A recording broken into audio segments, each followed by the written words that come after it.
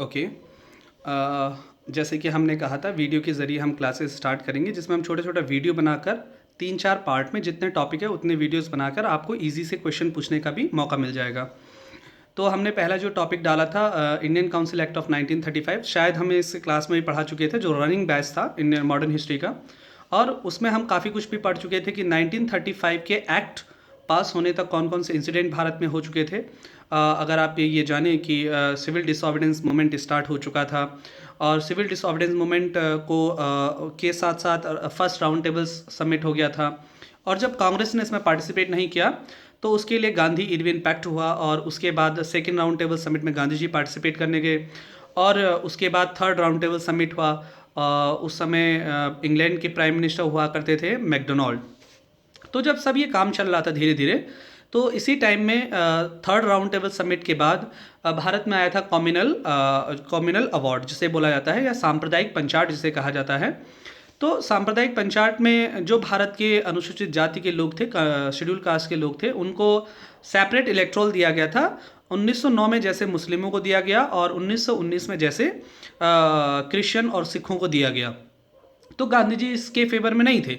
गांधी जी ये जानते थे कि अगर शेड्यूल कास्ट के लोगों को सेपरेट इलेक्टोरल दे दिया गया तो आगे आने वाले भारत में ये बहुत बड़ी समस्या बन सकती थी। इसलिए गांधी जी पूना की यरवदा जेल में आमरण अनशन पर बैठ गए थे। उन्होंने हंगर स्ट्राइक स्टार्ट कर दी थी, और इसके बाद सी राज गोपालाचार्य और कई सारे लोगों की हेल्प से गांधी जी और B.R. अम्बेडकर के मध्य क्या होता है, पूना पैक्ट होता है। और पूना पैक्ट के बाद गांधी जी कहते हैं भाई सेपरेट इलेक्टोरल की जगह पर हम क्या लाएं, सीट रिजर्व कर लेते हैं शेड्यूल कास्ट के लोगों के लिए। तो इन सब इंसिडेंट के बाद 1935 का एक्ट पास हुआ।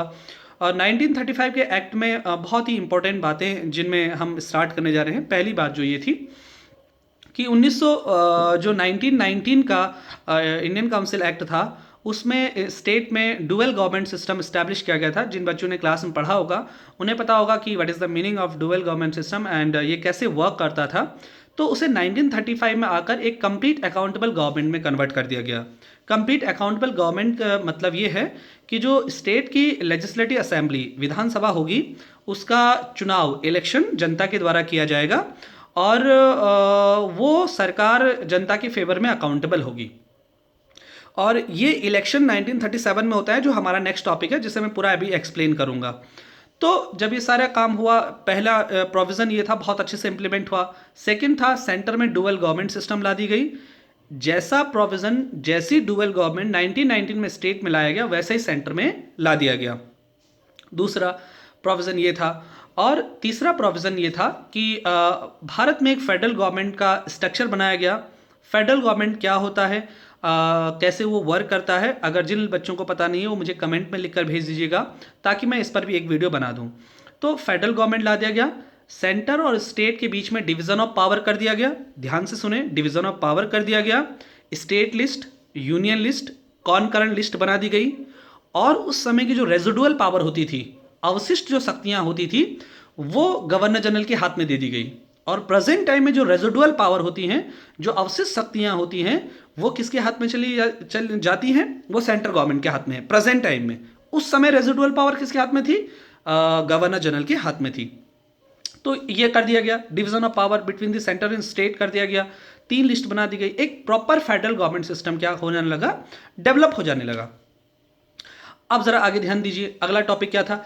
अगला टॉपिक ये था कि इस एक्ट के अंडर 1937 में, क्योंकि 1935 का एक्ट 1937 में इंप्लीमेंट होता है, तो इसी एक्ट में एक प्रोविजन और किया गया था कि a federal court will be establish. देखिए, मैंने कहा फेडरल कोर्ट।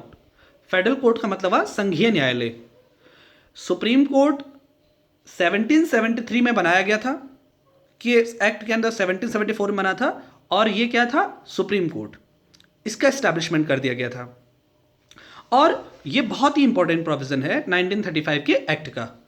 और इन सब बातों को ध्यान में रखते हुए इससे जुड़े हुए जो और पॉइंट है, मैं उन्हें अब अगली वीडियो में आपसे डिबेट करता हूं।